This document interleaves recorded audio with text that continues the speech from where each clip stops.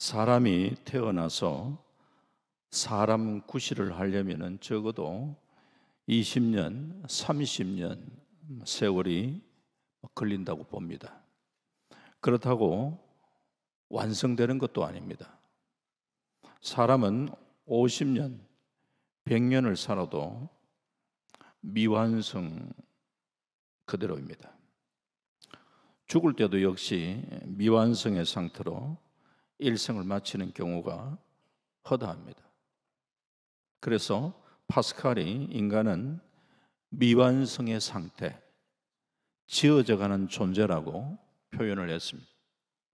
이렇게 인간은 모든 면에 불완전한 존재입니다. 그래서 인간은 절대자의 도움이 필요합니다. 신앙인들은 이것을 알고 살아가기에 늘 하나님의 도움을 구하며 살아갑니다. 그래서 우리는 날마다 부어주시는 하나님의 은혜를 덧입고 살아갑니다. 인간이 자신의 부족을 자각한다면 하나님의 은혜를 갈망하지 않을 수가 없습니다. 인간은 하나님을 떠나서는 살아갈 수가 없는 존재입니다. 이것을 절실하게 깨달았던 우리가 잘 아는 종교개혁자 마르틴 루터는 이런 말을 합니다. 우리는 평생 하나님의 은혜를 구걸하며 살아가는 그린이다 그랬어요. 하나님의 은혜를 구걸하며 살아가는 그린이다.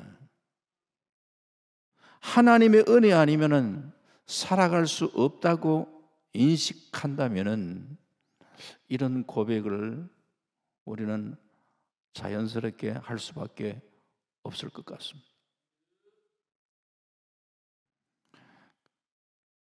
우리가 이 하나님의 은혜를 사모하며 살아간다면은 이 하나님을 향한 열린 마음을 가져야 합니다.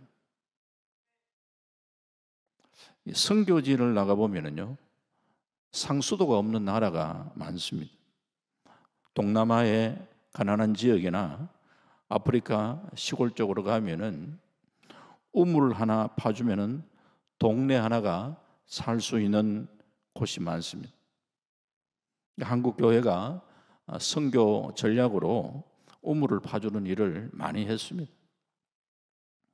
상당히 귀한 일이라고 생각을 합니다. 상수도 시설이 되어 있지 않는 이런 열악한 곳에서는 빗물을 받아가지고 빗물로 세수하고 빨래합니다. 그러니까 비만 오면은 통에다가 빗물을 가득 받아 놓아야 합니다. 빗물을 받아 놓는 빗물을 받는 통들의 공통점은 하늘을 향하여 뚜껑이 활짝 열려져 있습니다. 우리가 이 세상을 살아갈 때에 하나님의 은혜가 절실히 필요함을 아는 자는 하나님을 향하여 우리의 마음문을 활짝 열고 은혜를 사모하며 나아가야 합니다. 하나님의 은혜를 받으면 우리 인생 모든 것이 좋아집니다. 하나님의 은혜를 받으면 마음과 생각이 달라지고, 하나님의 은혜를 받으면 치유의 역사가 일어나고, 하나님의 은혜를 받으면 잘못된 습관들이 좋은 습관으로 바뀌게 되고, 하나님의 은혜를 받으면 지혜로워지고, 하나님의 은혜를 받으면 마음의 평화와 감사와 기쁨이 가득하고, 이쯤까지 왔으면 아멘 소리가 조금씩 이제 예. 계속 유도했는데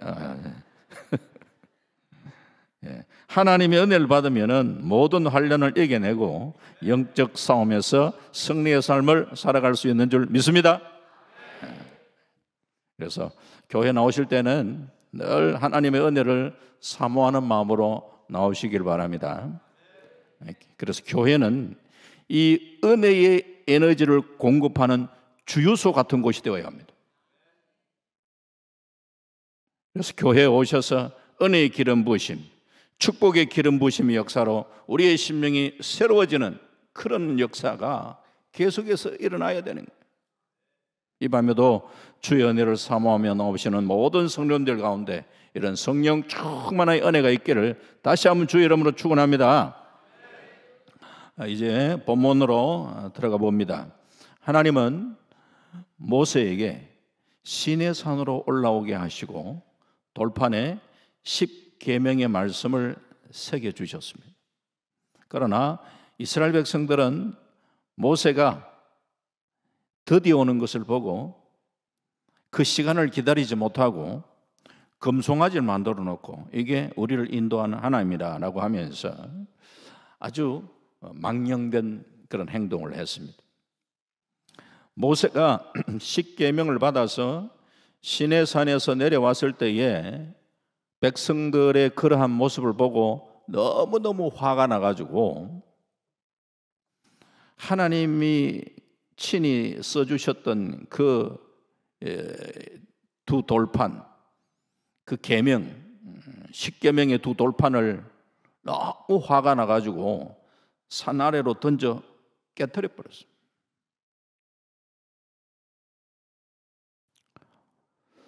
하나님께서는 시내산에서 모세에게 이미 사실은 말씀을 하셨어요. 어떻게 말씀하셨느냐? 출애굽기 32장 7절에 보면요, 여호와께서 모세에게 이르시되 너는 내려가라. 네가 애굽 땅에서 인도하여 낸 내 백성이, 너의 백성이 부패했다. 너 백성이 부패했다. 이렇게 했습니다. 그러면서 패역한 이 백성을 진멸하고 모세 너를 통하여 내가 큰 나라를 이루겠다. 이렇게 말씀하셨습니다. 우리 같으면 하나님의 그런 응답을 받았다 하면은요, 하나님 감사합니다. 이 삭수가 노란 백성 진멸하시겠다는 거, 그 뭐 하나님의 공의로운 뜻을 우리가 어떻게 거역할 수 있겠습니까? 그러나 제가 뭐라고 하나님께서 나 같은 것을 들어 사용하셔서 그 민족을 이루시겠다니 할렐루야 감사합니다. 이제 이렇게 반응할 수 있을 텐데 모세는 그렇게 하지 않았죠. 모세의 유명한 중보의 기도가 있습니다. 출애굽기 32장 11절에 보면은 이렇게 기도합니다. 모세가 그의 하나님 여호와께 구하여 이르되 여호와여 어찌하여 그 큰 권능과 강한 손으로 애굽 땅에서 인도하여 내신 주의 백성에게 진노하시나이까 그랬습니다. 하나님은 모세에게 네 백성이 부패했다 이랬거든요. 너의 백성이 부패했다 이랬어요. 그런데 모세는 하는 얘기가 우리가 뭐 잘나서 하나님이 우리를 건지신 것도 아니고 주의 백성 삼으신 것도 아니고 하나님의 큰 권능과 강한 손으로 애굽 땅에서 하나님의 능력으로 이끌어내신 주의 백성에게 진노하십니까? 더 쉽게 이야기하면 잘났거나 못났거나 내 백성이 아니고 주님 백성 아닙니까? 하나님의 백성에게 이렇게 진노하십니까? 이렇게 기도하는 거고, 또 곁들여서 뭐라고 이야기하면은 종살이하던 이스라엘 백성들을 이끌어내어서 광야까지 이끌어서 광야에서 이 백성들을 다 죽게 한다면 애굽 사람들이 하나님에 대해서 뭐라고 말씀하시겠습니까? 다시 말하면은 그렇게 하면은 하나님의 영광이 가려지는 것 아니겠습니까? 또 하나 하나님께서는 아브라함에게 너의 자손을 하늘의 별처럼 많게 하시겠다 그렇게 하셨는데 여기 이스라엘 백성들 다 죽여버리면은 하나님의 약속은 어떻게 되는 겁니까? 이런 종합해서 모세가 하나님 앞에 중보하며 기도했던 내용을 종합해서 보면 그렇게 매달려 잘났거나 못났거나 주의 백성 아닙니까? 하나님 만약에 이 백성을 이 광야에 다 죽여버리면 이거 하나님 영광 가리는 거 아니겠습니까? 그리고 하나님의 약속이 어떻게 됩니까? 라는 그런 아주 이 중보의 기도의 내용을 보면은 하나님이 이 모세가 중보하는 그 기도 딱 또 들으시고 뜻을 바꿔버렸죠. 그래서 출애굽기 32장 14절에 보면은 이렇게 얘기합니다. 여호와께서 뜻을 돌이키사 말씀하신 화를 그 백성에게 내리지 아니하시니라. 하나님이 뜻을 돌이키셔. 모세의 중보기도, 이 중보기도의 능력이에요. 예. 자, 이렇게 하나님과 씨름을 하면서 이 중보기도를 통하여 하나님의 뜻을 돌이키는 그런 참 모세 대단하잖아요.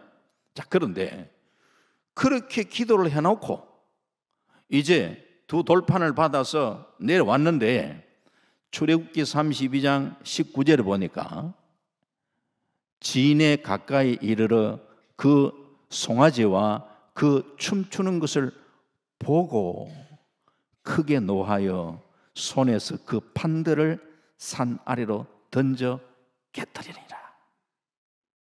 여러분, 듣는 거하고 보는 거하고 차이가 있습니다.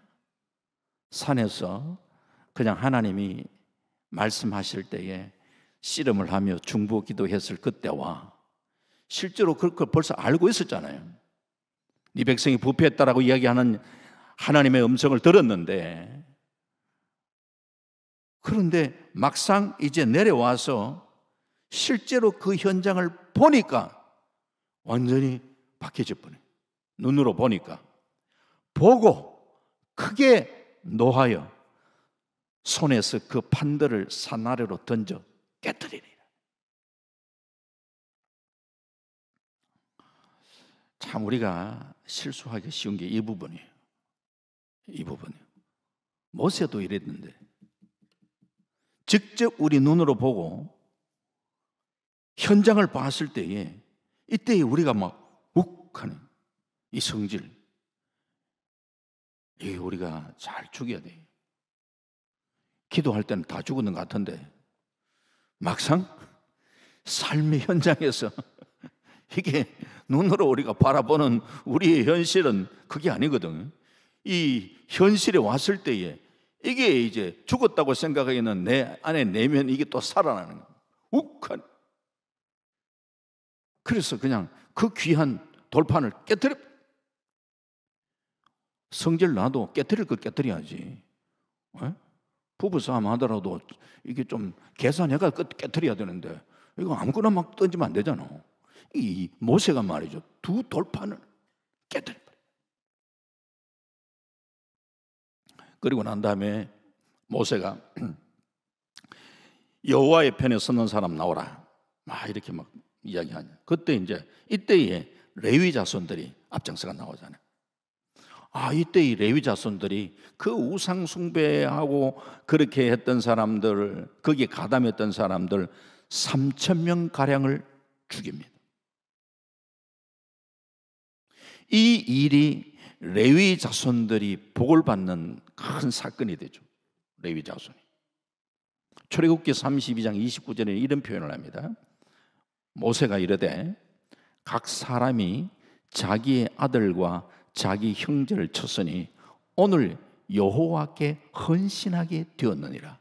그 레위 자손들이 그 3,000명 죽였던 그 사건을 가지고 여호와께 헌신했다. 성경을 쭉 읽어부터 창세기부터 시작해서 쭉 읽어가다가 헌신이란 말이 처음 등장하는 단어예요. 여호와께 헌신했다. 이건 여호와께, 그가 오늘 너에게 복을 내리시리라. 이 사건을 인하여 이제 레위 자손들 복을 받는다. 왜 특별히 레위 자손에게서는 의미가 있느냐? 여러분 기억하실 거예요. 창세기 49장에 보면은 야곱이 죽기 전에 자기 아들들 다 일일이 축복하잖아요. 그때에 시몬과 레위 축복한 게 아니라 아예 저주를 선포한 거예요. 사실은 보면 야곱에게서는 딸 그 디나 사건을 잊을 수가 없는 거예요. 할례를 행하게 해가지고, 그리고 난 다음에 적진때 꼼짝 못할 때에 그때에 시몬과 레위가 복수를 하는, 그 시몬과 레위에 대해서 이 야곱은 그 죽기 전에 아들들 축복하는데 도무지 축복이 안 나오는 거예요. 이거 저주받아 마땅하다. 이런 저주를 선포했음에도 불구하고 그들이 돌이키고 하나님을 향하여 헌신했을 때에, 다시금 그들이 바르게 살았을 때에 저주가 변하여 축복이 되는 거예요. 한번 하나님 저주했다고 막 끝까지 그게 계속 가는 게 아니에요. 과거에 내가 어떻게 살았다 하더라도 돌이키고 내가 하나님 앞에 바로 서고 결단하면은 하나님이 복을 주시는 거예요.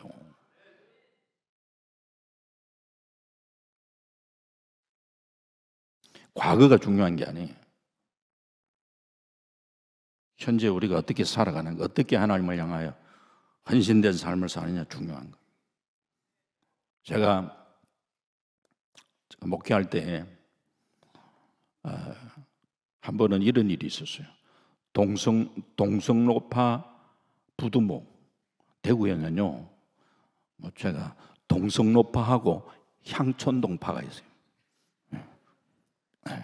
그 두 주목세계, 거기에 향촌동파 부두목이 구속이 된 적이 있었어요. 부두목 구속된 거하고 저하고 무슨 상관이 있습니까? 아무런 상관없죠. 그런데 그 조직에 있었던 한 사람 중에 제가 잘 몰랐는데 그 당시 교회 집사님 아들이, 교회는 안 나왔는데 그 집사님 아들이 거기에 조직에 있었는 거예요. 그런데 그 부두목이 이제 구속된 사건이 일어나니까 어떻게 그 이 아들이 말이요, 저를 찾아온 거예요. 그러면서 자기가 아무개 집사 아들이다. 우리 교회 집사 아들이라고 그러는데, 그랬어요. 그 이제 사정 얘기를 하는 거예요. 사실은 뭐 검찰이나 여기서 한번 뭐 자기들 나름대로 실적 올리려고 한번 일망타진 이렇게 할 때에 막 이 계파를 따라 가지고 거기에 크게 가담을 안 해도 거기에 소속되었다는 그것만 가지고 싹 일망타진 하는데 억울하게 잡혀가는 그런 경우가 있습니다. 뭐 이렇게 얘기하더라고. 뭐 그것도 뭐 그럴 수도 있겠다, 뭐 이런 생각이 들었어요. 그럼 저를 찾아와서 하는 얘기가 이 부두목이 참 감옥에서 세리까지 받은 사람이고 한번 이제 제대로 한번 바로 살아보려고 하는 이쯤에 지금 아주 억울하게 구속이 되어 있는 이런 상황이다 하면서 뭐 장황하게 막 쭉 스토리를 이야기하더라고요.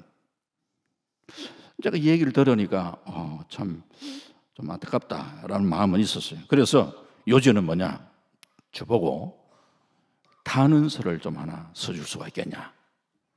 그래서 이제 뭐 알겠다 그렇게 이야기하고 제가 들은 대로 참 이렇게 적는데 그냥 형식적인 그냥 탄원서가 아니고 상당히 또 제 마음을 좀 담아가 이 사람의, 보지도 못했던 사람이지만 한번 앞으로 선처를 해주면은 내가 신앙적으로 한번 참 지도해 보겠다, 이런 어떤 마음을 쭉 이렇게 적어서 탄원서를 제출했어요. 그 법원에 제출을 했는데 뭐 이게 참작이 아마 됐는 것 같아. 그래서 어쨌든 간에 그 사람이 풀려나는 거예요. 풀려나면서 저한테 전화가 왔어.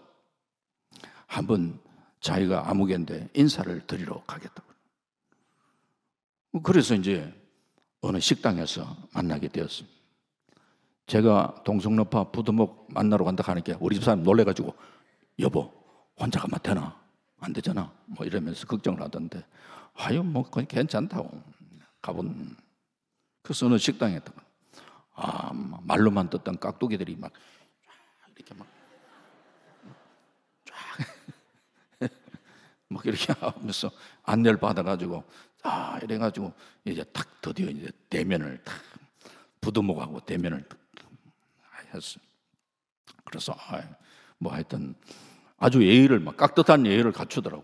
뭐 대화하다가 전화 오면 전화 받아도 되겠습니까? 하면서 그래가 뭐 어쨌든 뭐 그렇게 인사를 했었어. 그러면서 요즘은 앞으로 신앙생활 잘 한번 해보겠다 이랬어요. 그런데 이 사람이 참 그렇게 약속해 놔놓고도요, 열심히 그러면 참 신앙생활 하면 좋은데 그게 안 그런 거예요. 하지만 제가 이제 교회 생활을 제대로 안 하고 이러는데 그 관심을 가지고 계속 살펴봤어요. 계속 살펴봤는데 한동안 소식이 끊기고 연락이 되지 않아서 제가 막 이리저리 수소문을 했어요.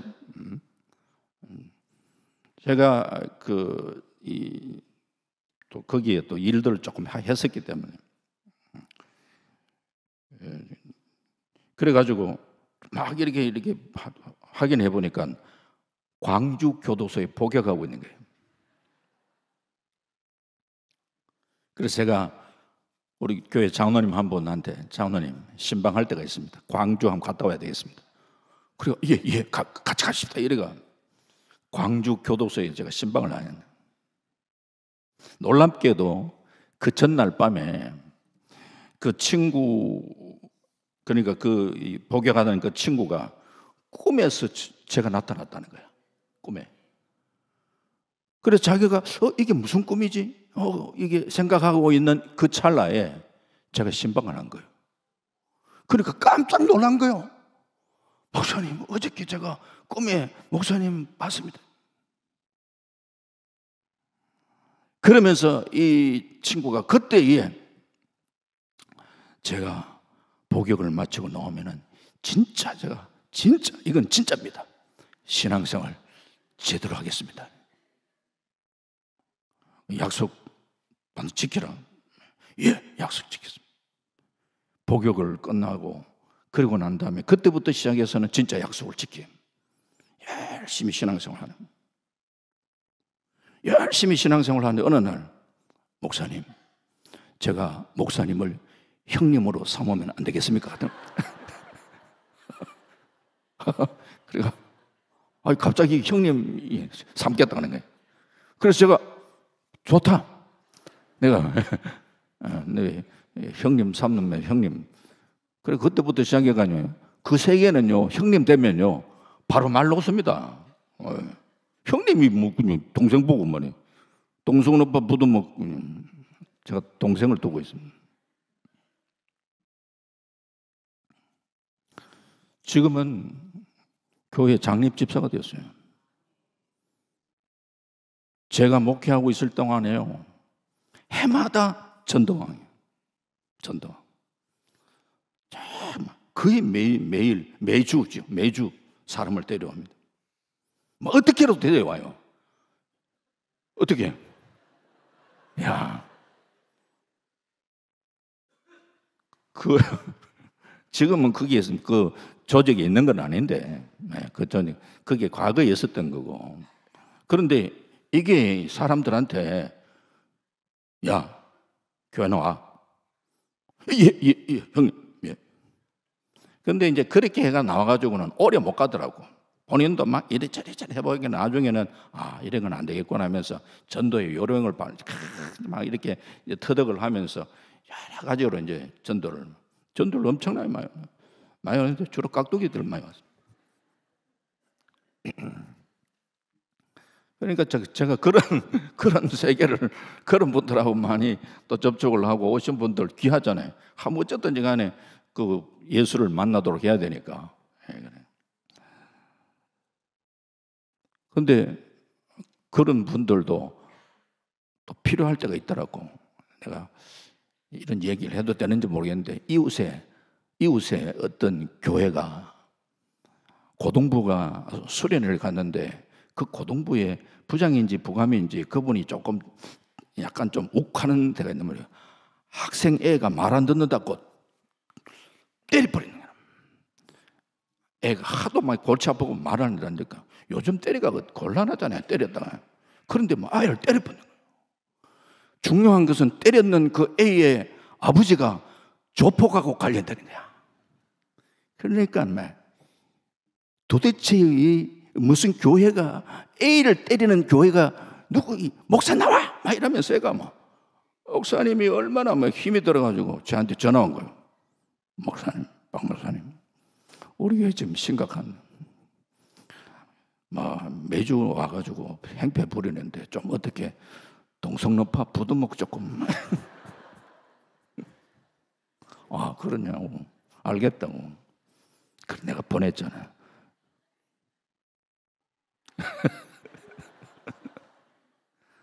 금방 해결되더라고. 금방 해결돼. 예. 그래서 수고했다고 하는데, 뭐 말씀드리고 싶은 핵심은 그게 아닌데, 어쨌든 간에 우리가 과거에 어떻게 살았든지 간에 중요한 것은 현재 우리가 하나님 앞에 어떻게 헌신된 삶을 살아가느냐, 이게 중요하네.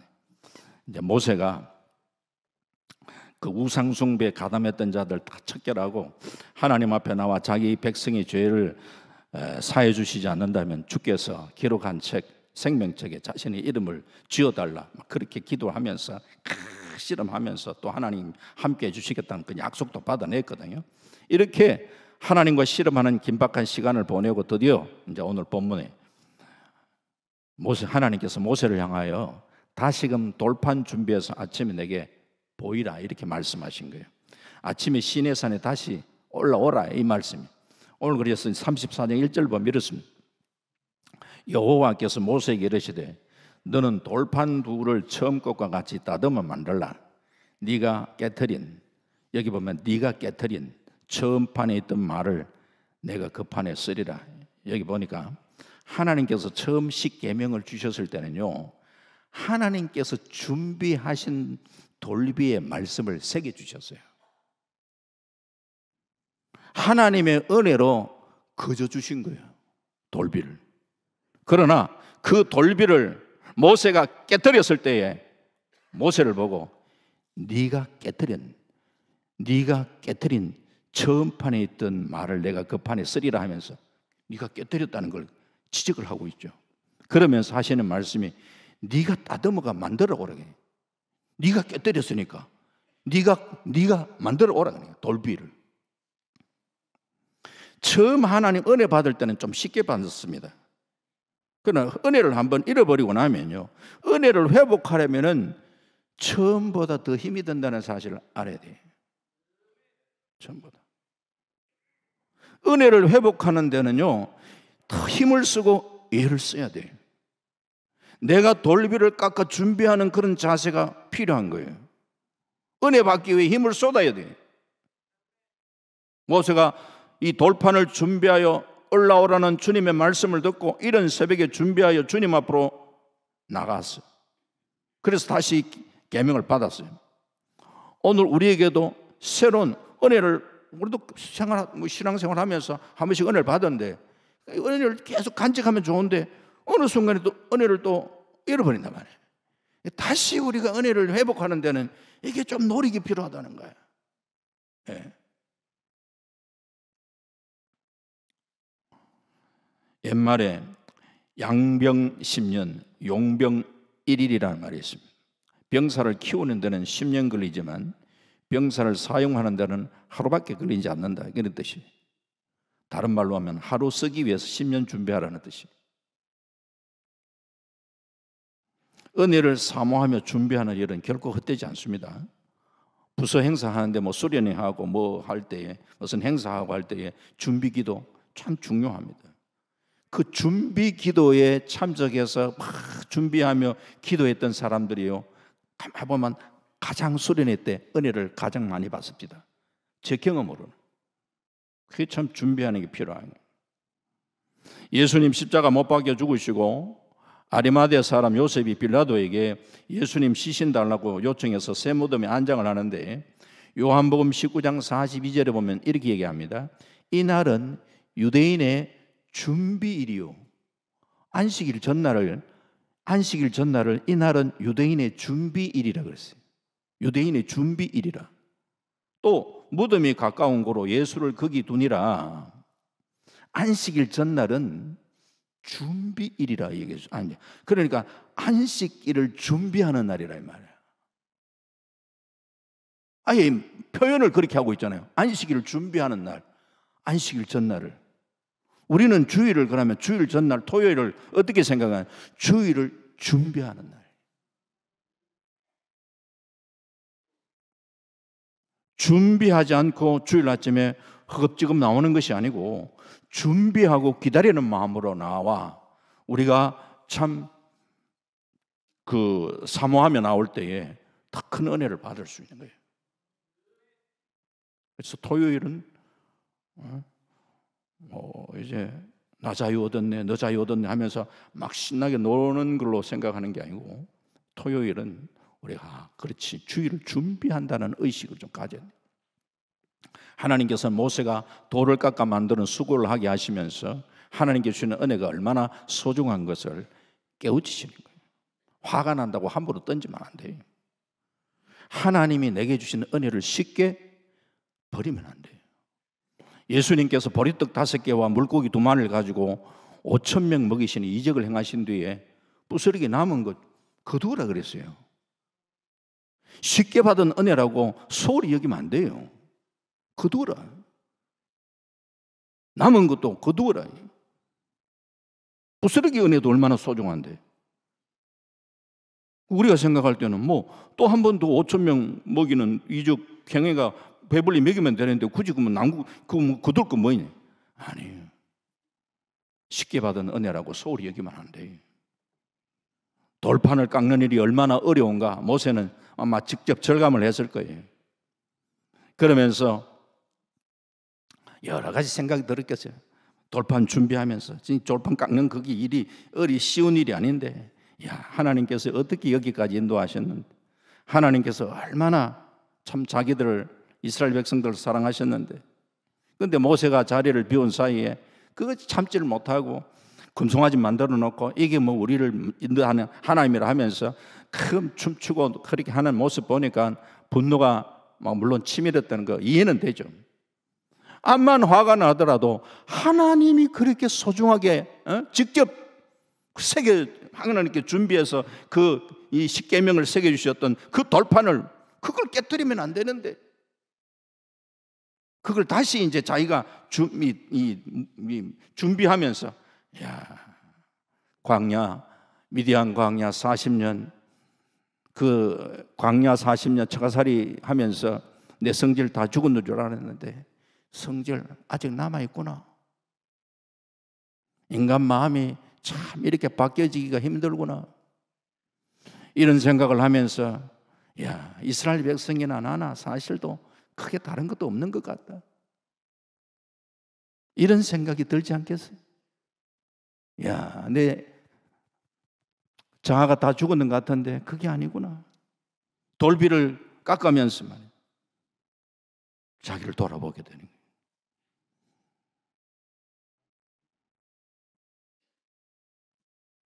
그렇게 하시면서 하나님은 모세의 마음을 만져주시고 깨우쳐주시고 그러면서 참 이스라엘 백성들 맞아.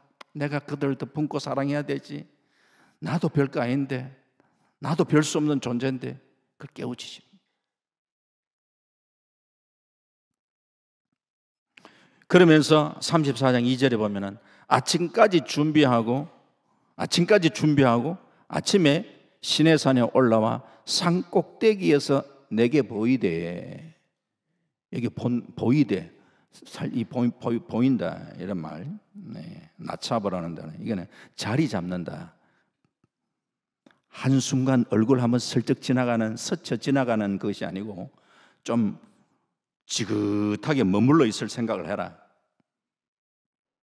실상 시내산에 올라간 모세가 그곳에서 그냥 네가 한번 내게 보이라 살짝 얼굴만 보인 것이 아니고 거기에 40일 동안 머물렀어요.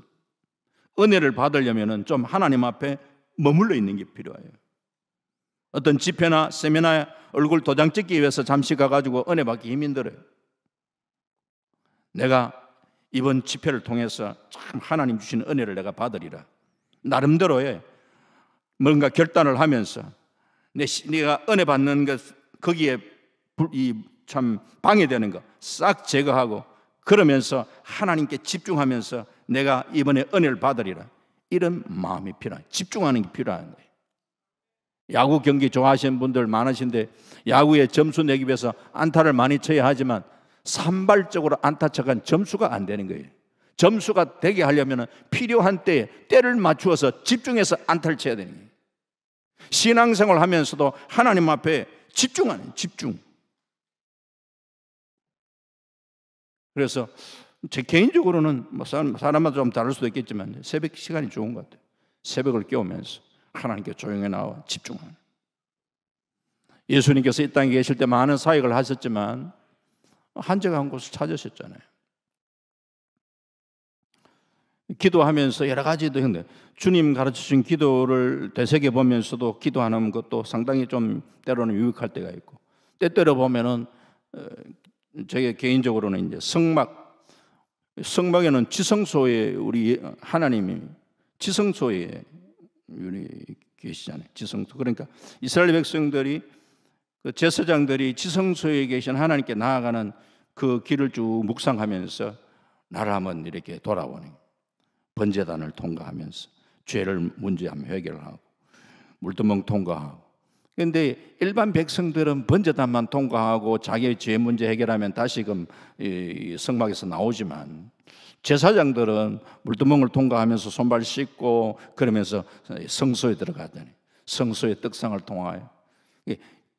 일반 성도들은 밖에서 이 성소 안에 들어가지 못하기 때문에 늘 자연의 빛을 보면서 살아가지만, 제사장들은 들어가면은요, 거기는 깜깜하잖아요. 깜깜한데 등잔을 통하여 불빛이 비춰지잖아요. 불빛이 달라. 이 떡을 통해 떡상 통해서 주시는, 우리는 지성소에 그 성소에 있어서는 우리 예수님을 통하여 주시는 이 말씀의 공급을 받고 살아요. 우리 제사장 떡을 먹고 살잖아요. 그리고 등대에서 비치는 그 빛, 이 성령의 빛을 받으면서, 성령의 조명을 받으면서 우리가 세움을 얻고, 그러면서 지성소 나가기 전에는 향단이 있는데 거기는 기도의 단이잖아요. 일반 백성들이 기도하는 기도와 이제는 지성소에 들어가서 기도하는 기도는 이제는 하나님의 마음을 품고 하는 기도예요. 기도가 좀 달라야지. 그러면서 그 향단을 통과하면서 지성소에 들어가서 이제 은혜의 보좌 앞에 나가는, 이런 쭉 이렇게 이것도 한번 하려면은 좀 따로 시간을 해석해야 될 부분인데, 어쨌든지 간에 그렇게 하면서 우리가 이 지성소에 나가는 묵상을 하면서 내 영혼이 이렇게 쭉 이렇게 기도하면서 지성소에, 모세가 하나님을 만난 뒤에, 주님을 대면한 뒤에 돌판 둘을 가슴에 안고 산으로 내려오는데, 모세 자신은 몰랐는데 백성들이 모세를 바라볼 수가 없었어요. 왜? 얼굴빛에 광채가 나니.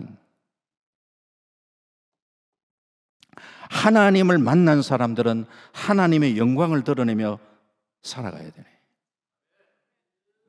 오늘 우리가 그냥 교회 생활만 하는 것이 아니라 하나님을 만난 자답게, 지성소에서 주님을 만난 자답게 하나님의 영광을 드러내며 살아갈 수 있는 자가 되어야 되는 거예요. 야, 저분은 보니까 진짜 주님 만난 사람 같구나. 그게 있어야 되는 거예요. 그러기 위해서 우리가 은혜의 때를 놓치지 말아야 돼요. 돌판을 준비한 모세가 다시 시내산 올라갔을 때에 하나님께서 모세를 만나 주셨는데, 모세와 만나는 장면이 상당히 극적으로 표현되고 있습니다. 출애굽기 34장 5절과 6절에 여호와께서 구름 가운데에 강림하사 그와 함께 거기 서서 여호와 이름을 선포하실 때에 여호와께서 그의 앞으로 지나시며 선포하시되 여호와라 여호와라 자비롭고 은혜롭고 노하기를 더디하고 인자와 진실이 많은 하나님이라. 이렇게 하나님에 대한 묘사를 하는 데에 하나님의 말씀을 들은 모세가 하나님과 대면하면서 하나님 말씀을 듣는 데에, 이때에 모세가 그 은혜의 때를 놓치지 않고 출애굽기 34장 8절 9절에 보면은 모세가 급히 땅에 엎드려 경배하며 이르되 주여 내가 주께 은총을 입거든 원하건대 주는 우리와 동행하옵소서. 주님 동행해 주시길 원합니다. 주님 함께 해주시길 원합니다 하면서 하나님 앞에 다시금 또 은혜를 갈망하는. 모세 자신이 하나님께 은총을 받았으니 그 은총을 위하여 온 백성의 용서를 구하고자 했는데, 모세는 하나님께서 그 백성을 계속 돌보아 주셔서 주의 기업으로 삼을 것을 또한 기도하고 있는데, 그래서 10절 12절 보면은 내가 언약을 세우겠다 하면서 궁극적으로 보면 가나안 정복을 다시 도와주겠다는 약속까지 받아내고 있는 것을 보게 됩니다. 어떤 말씀의 핵심은 뭐냐 하면은 하나님을 만나고 그러면서 그 때를 놓치지 않고 하나님과의 동행을 요구하고 언약을 맺는 이런 모습들을 우리 바라보는데, 우리가 이 때가 중요한 거예요. 하나님은 이 데살로니가후서 3장 16절에 보면 평강의 주께서 친히 때마다 일마다 너희에게 평강을 주시고 주께서 너희 모든 사람과 함께 하시기를 원하노라. 히브리서 4장 16절에는 그러므로 우리는 긍휼하심을 받고 때를 따라 돕는 은혜를 얻기 위하여 은혜의 보좌 앞에 담대히 나아갈 것이다. 오늘도 우리가 때를 따라 돕는 하나님의 은혜를 우리가 사모하면서 오늘도 우리가 간절함으로 나갈 수 있길 바랍니다. 말씀 맺습니다. 돌비를 깎아 준비하는 자세로 하나님의 은혜를 사모하며 우리가 주께 나아가는 그런 모습 배울 수 있기를 바랍니다. 주님 앞에 나올 때는 세상의 모든 것 내려놓고 좀 하나님께 집중하고 하나님께 머물러 있는 그런 자세가 필요합니다. 때를 따라 돕는 은혜를 구하면서 하나님이 주시는 은혜를 놓치지 마시고 은혜를 회복하시고 승리의 삶을 우리가 살아갈 수 있는 우리 모두가 될 수 있기를 주님의 이름으로 축원합니다. 아멘. 하나님 감사합니다. 참 모세도 참 화가 났을 때에 그렇게 귀하게 받았던 그 십계명의 돌비를 던지는 또 그런 또 잘못을 범했었는데, 다시금 그것을 깎아서 준비하고 나오도록 주님은 모세에게 말씀하셨고, 그것을 준비하여 참 죽게 나와 다시금 은혜를 회복하는 이 모세의 모습을 우리는 보게 됩니다. 하나님, 참 처음 우리가 은혜 받을 때는 쉽게 받은 것 같지만 그 은혜를 우리가 상실하고 나니까 그 은혜를 회복하는 데는 우리가 얼마나 힘이 드는가 우리 스스로 깨닫고, 더 그 은혜를 우리가 갈망하며 더 간절함으로 주를 찾고 그 은혜를 회복하며 믿음과 신앙으로 승리하며 복되게 살아가는 우리 모두가 될 수 있도록 축복하여 주시옵소서. 감사드리옵고 예수님 이름으로 기도합니다. 아멘.